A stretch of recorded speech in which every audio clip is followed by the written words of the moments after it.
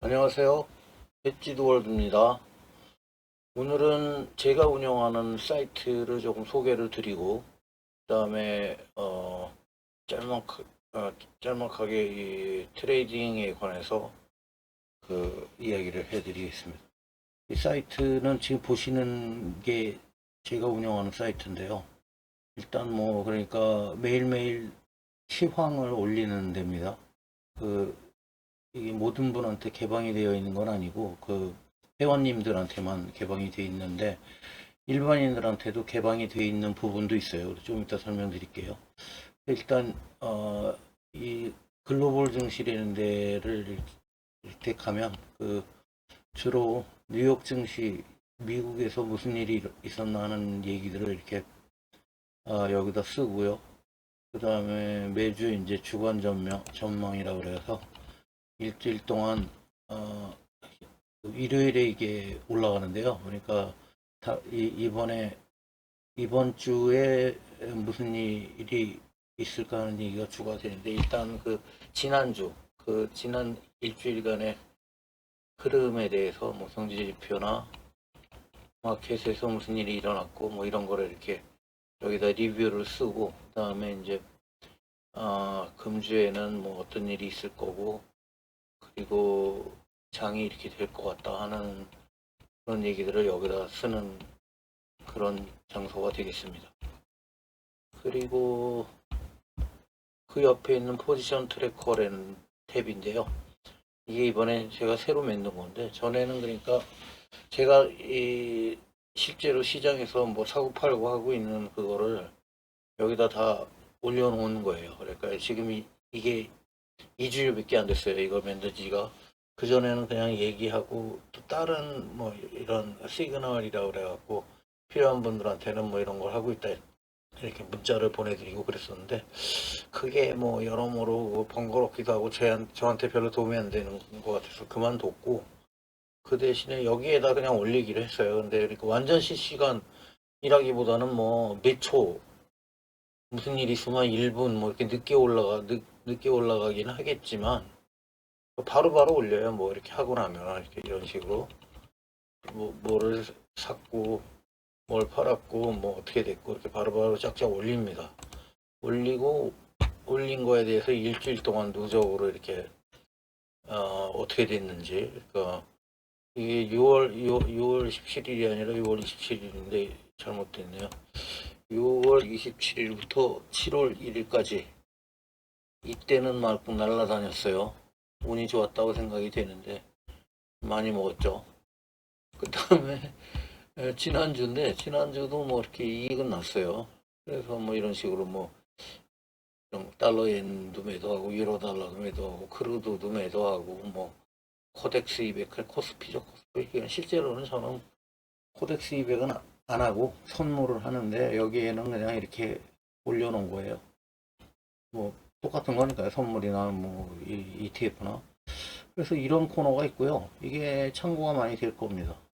그리고 그 외에 FX 마켓이랑 채권 시장에 대해서 뭐 이렇게 이거는 해외 시장 얘기고요. 국내가 아니고 이거는 유가나 뭐 이런 거에 대해서 쓴 거고 자유 게시판 여기는 그냥 자유로운 글들이고 여기는 누구나 볼 수 있어요. 그러니까 와서 보시면 될 것 같아요. 회원이 아니시더라도. 그 다음에 이번에 또 새로 시작한 건데 트레이딩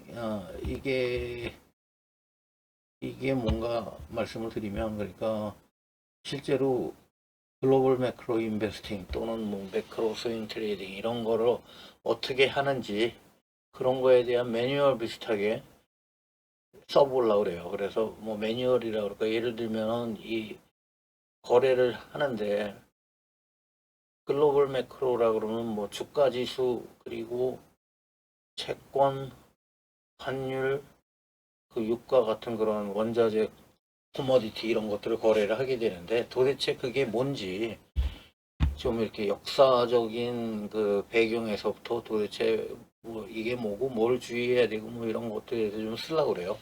뭐냐면 제가 옛날에 2009년에 매크로 스윙 트레이딩이라는 책을 내놨는데 이게 지금은 그 절판이 되고 이북만 팔고 있더라고요. 이북만.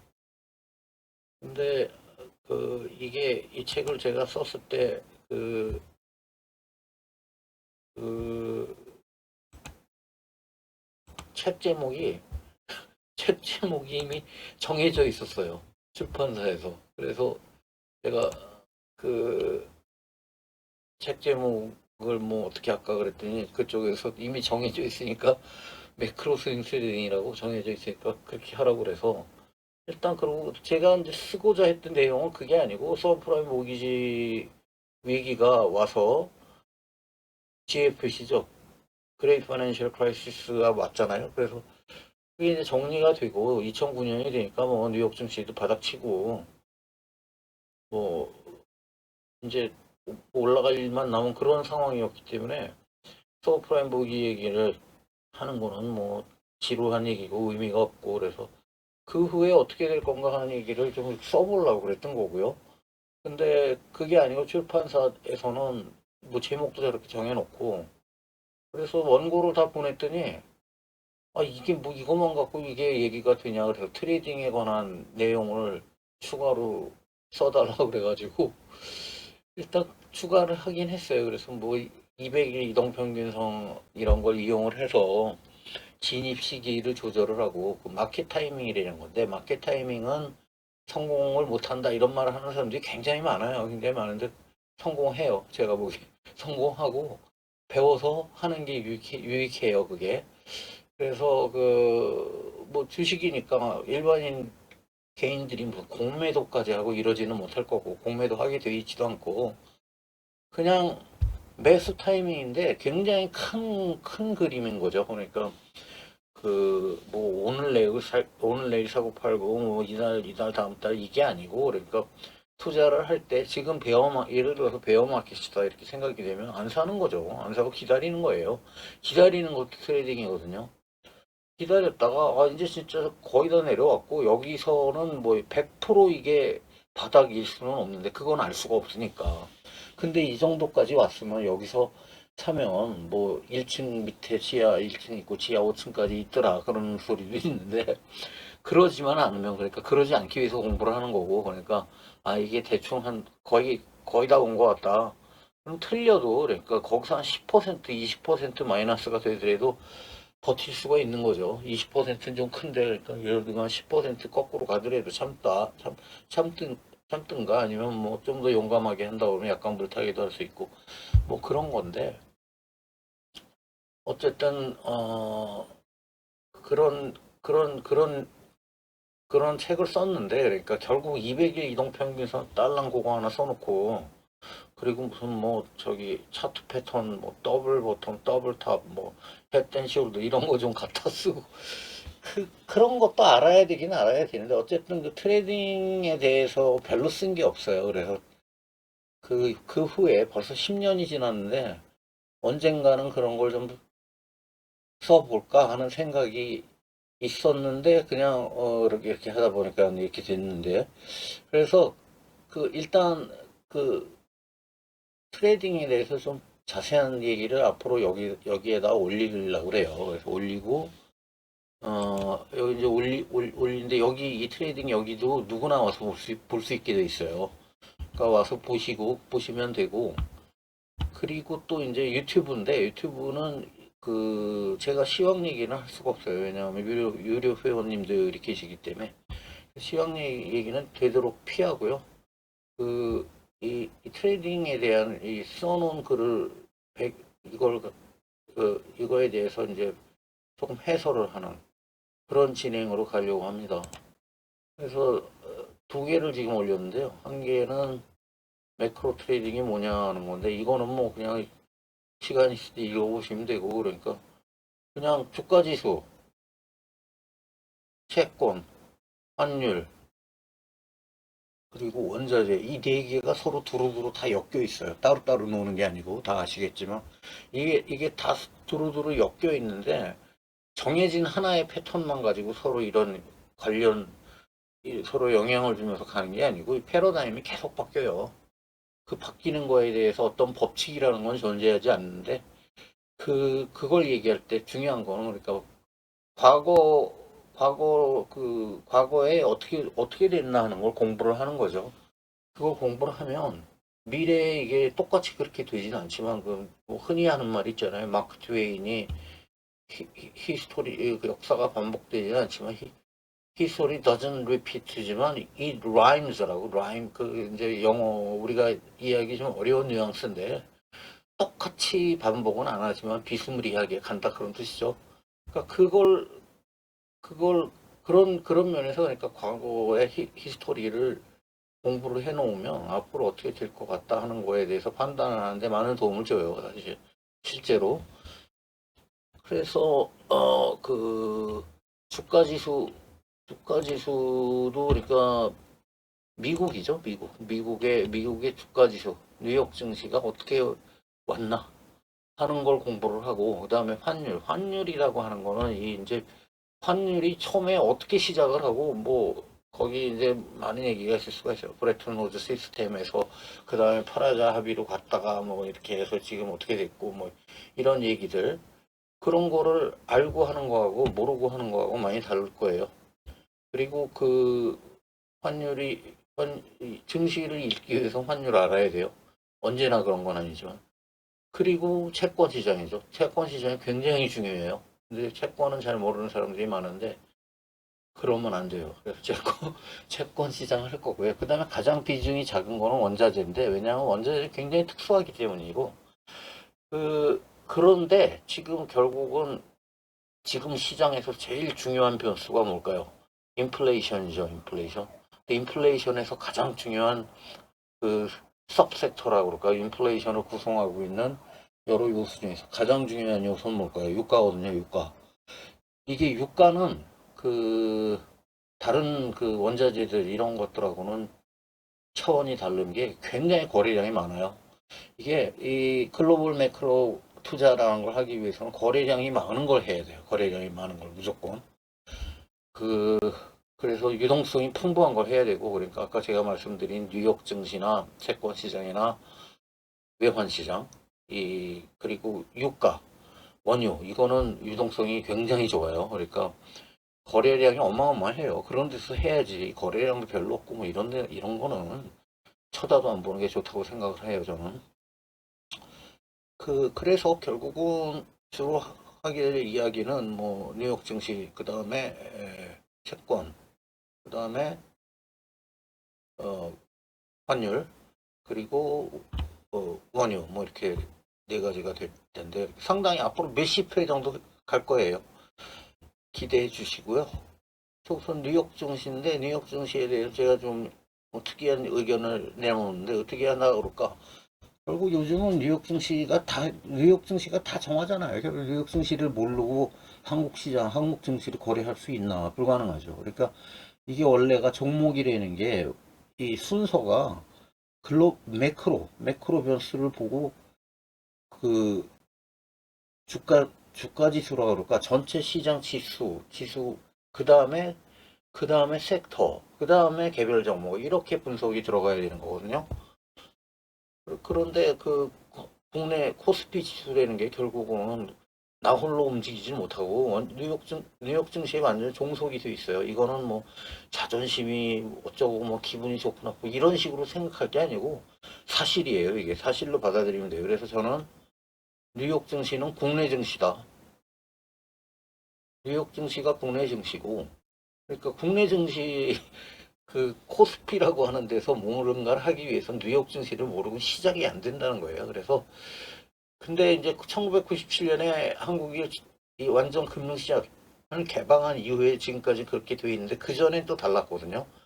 그래서 그 97년 이전에 한국 증시는 그냥 이렇게 씩 훑어보고 이랬구나 하는 정도로 하고 그걸 공부하는 것보다는 1900년 이래로 뉴욕 증시가 100년 동안 어떻게 움직였는데 120년 동안 이걸 공부하는 게 훨씬 더 중요하다고 봅니다.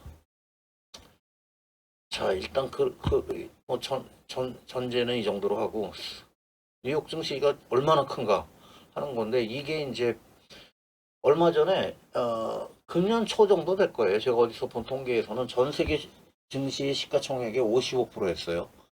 이게 비정상이죠. 한마디로 말해서. 그러니까 이걸 보면 지금 뉴욕 증시 완전 거품인데 근데 거품이라고 그래서 반드시 그게 금방 터지면 좋겠는데 그렇지가 않아요. 거품인 상태로 계속 가기도 하거든요. 이게 또 일단 하여튼 그렇다는 거고.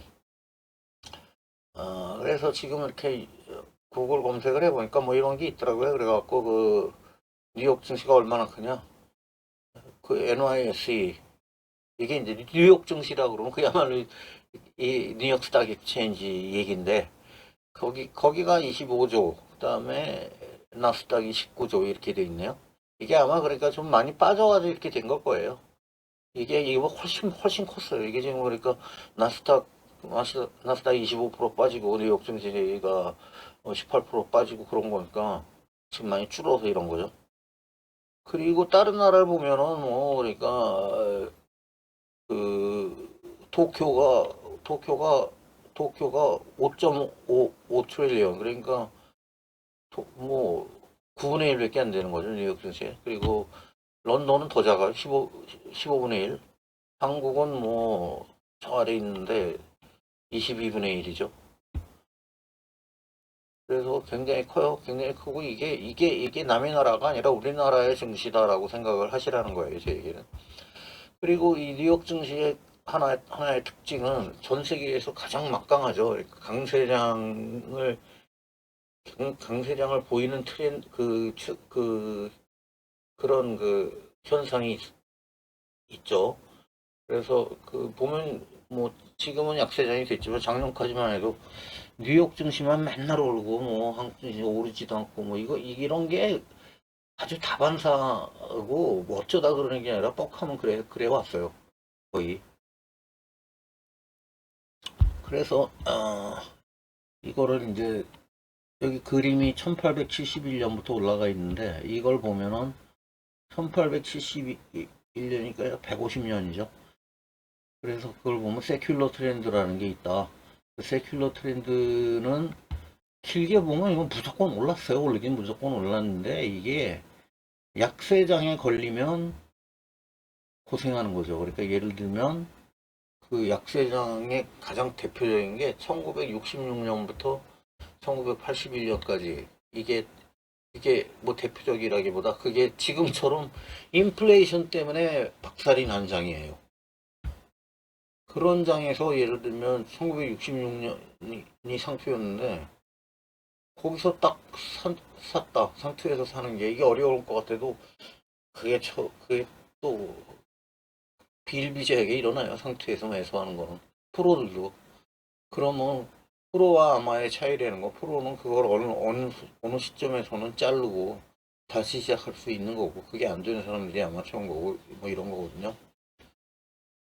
아니면 뭐, 너무 빈번하게 샀다 팔았다, 뭐 이러는 것도 아마추어적인 거고, 그러니까 아주 적절한 시점에서 패전 처리를 하고, 새로운 게임에 들어가는 뭐 이런 걸 할 수 있어요. 프로라고 할 수 있는 거죠.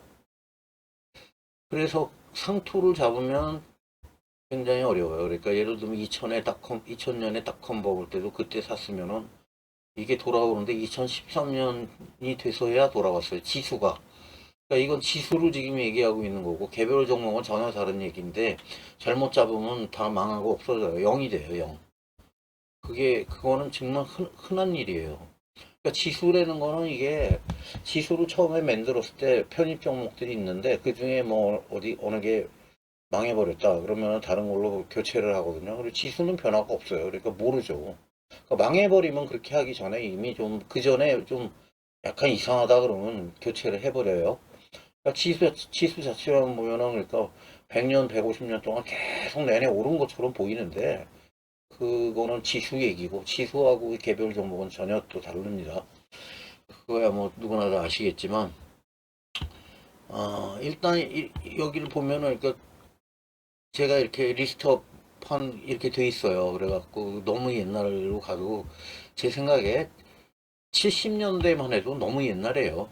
참고하기에는 그 모든 게 많이 다르고 그러니까 80년대 이후부터 보면 될 것 같아요. 그러면 1982년부터 2000년까지 닷컴 버블 그때까지 18년간 강세장이 왔어. 어마어마한 강세장이 왔죠.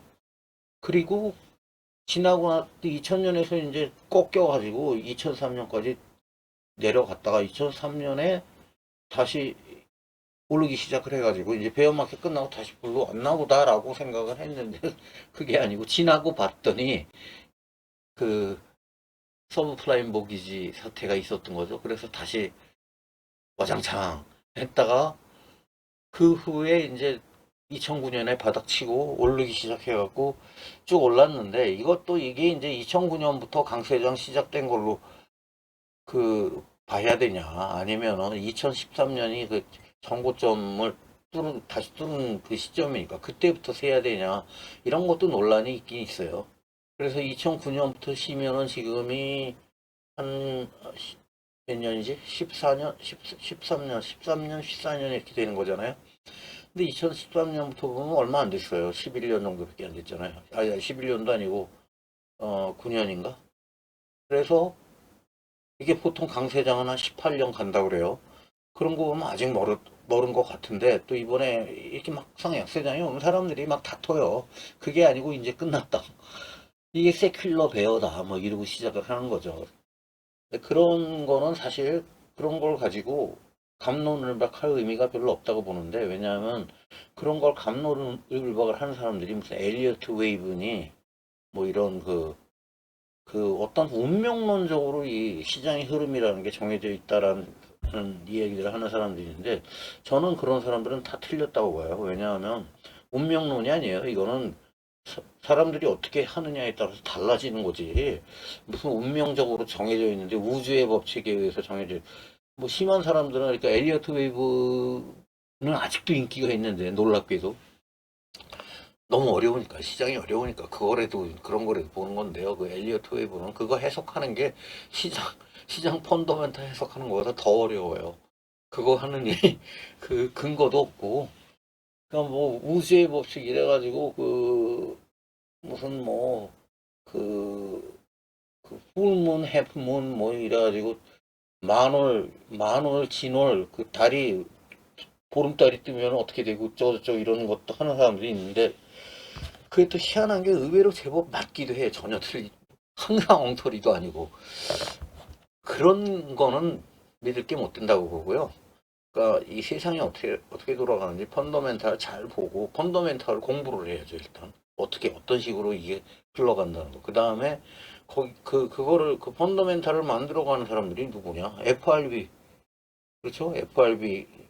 FRB가 가장 중요하고 그리고 그 시장의 구성원이 누가 있냐? 헤지펀드도 있지만 뭐 뮤추얼 펀드도 있고 개인들도 있고 이 사람들이 무슨 생각을 하면 어떤 행동을 하고 있나 이런 걸 보면서 분석을 해 나가야 되는 거죠. 그리고 내가 이렇게 생각한다만 가지고 가서는 안 되고 다른 사람이 어떻게 생각하는지 항상 알아야 돼요.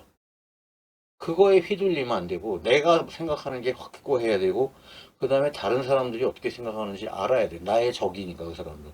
적이 될 수도 있고 친구가 될 수도 있는데 어쨌든 그 사람들이 어떻게 생각하는지 알아야 되고 그게 맞게 생각하는지 틀리게 생각하는지 알아야 되고 틀리게 생각했다면 뭐 제껴도 되는데 맞게 생각했으면 근데 나랑 다르다 그러면 고민해야 돼요. 뭐 하여튼 이런 작업들을 해나가야 된다는 거죠. 그래서 일단 여기까지 썼는데 오늘은 여기까지 하고 다음 시간부터 일단 지금은 주가 지수로 얘기를 시작했으니까 미국의 증시에 대해서 좀 더 알아보겠습니다. 감사합니다.